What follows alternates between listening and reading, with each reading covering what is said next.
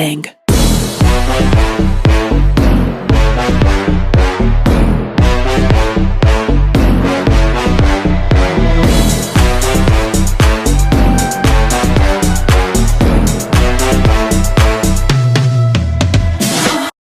What's up, guys? Babs Money here with another episode of Dragatha Christie's Unsolved Mysteries, bitch. Yes! Get into the fantasy. Today's look is inspired by the Atlanteans from the Disney movie Atlantis, particularly Princess Kita, because she was that bitch. So I gave myself some little runes. And I'm feeling the fantasy. I'm feeling it. I don't know what the fuck these shits mean. I could have turned myself into a rutabaga and just don't know it yet. But let's get into the subject of today's Gigarama. She's about to do what she's about to do. And she's about to show what the girls shoulda did. I wanted to do a princess-inspired look because today we will be talking about the demise of a woman who was a princess in her own right, because she had it, honey. She had it. She was that girl. If you really think about it, she was the Paris Hilton of her day. Right here in North Carolina, mother God. Y'all like my shirt too? It's real cunty. It's real cunty. It's real. Look at her. She's really fresh to death. It's really a dress, but it fits me like a shirt. Today, we will be discussing the suspicious death of Elva Idesta Stadler. Now, this occurred on February 27th, 1935 in Pinehurst, North Carolina, which is way out there in the Outer Banks. It's where it's at, though, honey. It's beautiful. It's got the gigs, and it's got the wigs. More is more, and more is better. And you know what else is better? This pussy. You don't even know Miss Mama, Miss God, Miss Cunt, Miss Fish, Miss Kiki, Miss Moment. But anywho's, this bitch Elsa.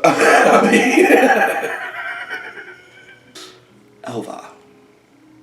Anyways, this bitch Elva. Let me tell you the real tea about her, honey. Elva was the adopted daughter of Ellsworth Milton Statler, who had founded, at the time, the most successful chain of hotels in America, Statler Hotels, which ended up being bought out by the Hiltons in the 50s. In 1954, the transaction was $11 million in total, which was the largest real estate transaction at the time. Witty tit phrase. February 27th of 35, Elva is found dead in her garage, partially inside her car. Just to go ahead and let y'all know, this case is less of a whodunit, and honey, more of a what was it? What was it? No one can seem to figure out if her death was an accident, suicide, or murder. Now, mind you, this was when the Great Depression was happening, and Pinehurst was an island of prosperity, despite the fact that most of America was crumbling, Miss Mama, Miss God. She was crumbling like the cookie Miss Vanjie told us of. She said, sometimes you just gotta deal with the cookie. And they did. Pinehurst said, we are the cookie. Oh, bitch, I am the boom boom snickerdoodle cunt.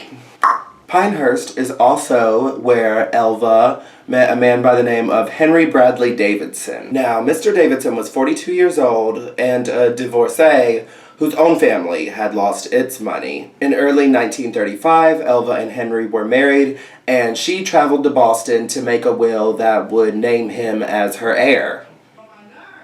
Shut up! And as her heir, Henry would be the recipient of her estate, which included the inheritance from her parents who had died years before. The honeymoon was barely over when they found that bitch in her car. Now, Elva was found in the garage of the home that she and Henry rented together, and she was slumped over the door of her 1934 Packard. They also noted that the garage reeked of exhaust. But Who's to say what the fuck happened? Besides, this was the 30s. We ain't got shit, and technology was garbage, mama. It was trash. Reporters and photographers came from all over the country to cover this case and the inquest that would follow soon after, because none of the explanations really entirely worked well with the scene that was laid out before them. For one, Elva was a very modest person who really cared about her appearance, and she was found with no underwear. And even though it was a cold morning, she was only wearing a sweater and a mismatched skirt, which again, it's cold, and she cares about her appearance, so why would she go out the house looking tacky? This bitch was not tacky, this bitch was cunt. Do you hear me, honey? She was cunt. Somebody got her ass and staged the scene. Painted a narrative, honey. Oh my God, my hip. Oh my God, my leg was cramping up. Am I going? Is this the... Oh my God, what is happening to me? Cut the music, cut the track. Also, some of the strangest shit was that she had clearly been dead for a while, and the bitch's body was warm, honey. She said, "You give me fever when you kill me, right? Crack, crack, and smack." Oh my God. Oops. I gotta get up. I had to situate the girls and let them know what they should have did. Where was I? Mind you, Mr. Davidson was never charged in her death. But a year later, her family fought to get her will declared invalid so that he wouldn't be able to inherit her money. They said, "We don't give a fuck what the state thinks, bitch. You ain't getting a goddamn red cent from the goodness that is the future Hilton Empire." Also, the way that she was positioned in the garage was odd. She was prone and across the seat and in the floorboard, partially inside the car. And it also didn't make sense that the fumes could have killed her because the garage wasn't airtight. It also seemed very unlikely that she would commit suicide because already, even at 22 years old, she was rich, attractive. She was a very good athlete who was thinking about trying to get a spot on the U.S. swimming team. So there was just no reason for her to end her own life. Law enforcement, prosecutors, and Elva's family all believed that she had been murdered, but proving it was going to be very difficult. You know I gotta do this at least once a day. Oh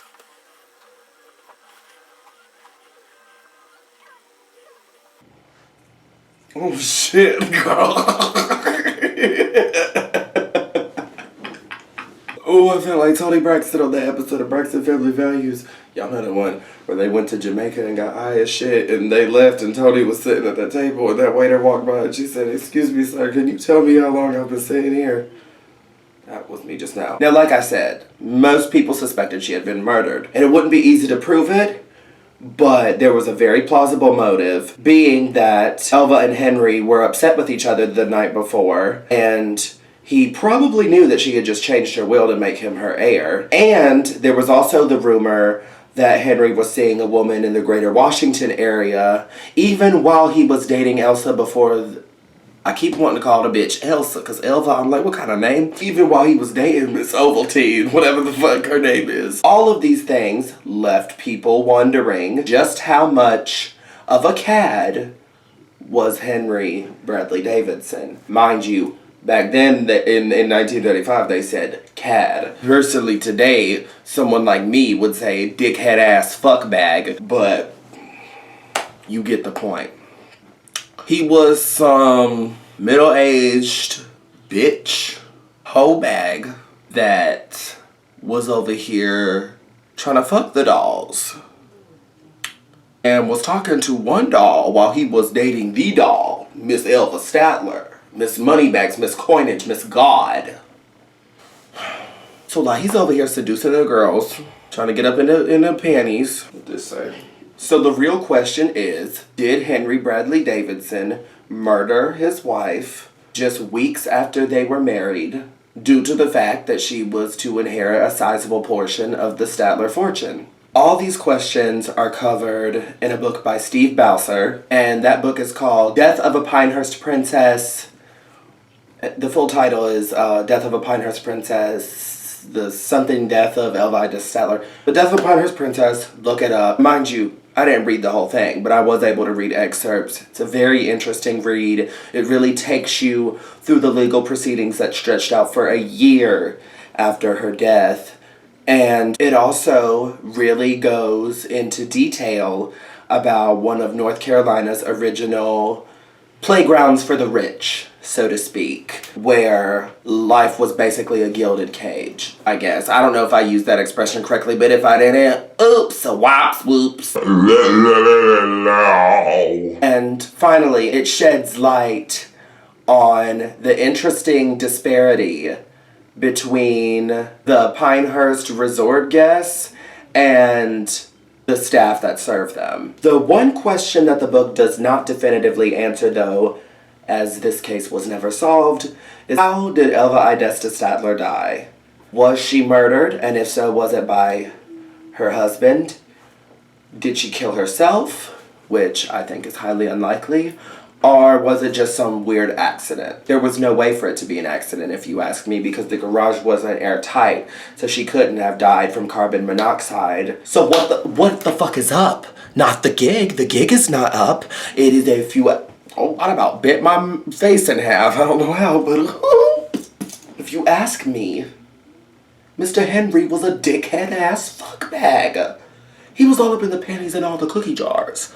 And he knew this one had all the cookies and all the coin. And so he said, I'm gonna get her ass. All the woman he was seeing, she could have got her ass. Or they could have been in it together. It could have been like a Texas cadet situation. You never know, bitch, because it was so long ago, there was so little evidence, and shit was bull. It was garbage. It was baloney. But what do you guys think happened to Elva? Because I'm really curious. Just because this is a case that there are a lot of possibilities as to what happened. So it's nice to speculate and hear other people's thoughts and opinions on how stuff played out. But that Mr. Davidson killed her. Oh, good evening. Welcome back to my smoky chamber. Also, I always ask this, but I really want to know what you guys would like me to cover next. Any cases that I might not know about, or just, subject matter. Would you prefer another true crime video next, or a paranormal mystery next? I actually planned originally for this video to be a paranormal one, and my look ended up being more appropriate for this gaga. As I got along, I knew I wanted to be the Princess Kita. So I thought, Princess... I already have the notes for the Carolina Princess Girl. Not princess, but rich gaga. Rich cat. Money, currency covered cunt. I am Babs Money and you don't even know who the fuck you are, honey. What the? I know you lying. This bitch is a sham and a fraud and she betrayed this fucking family.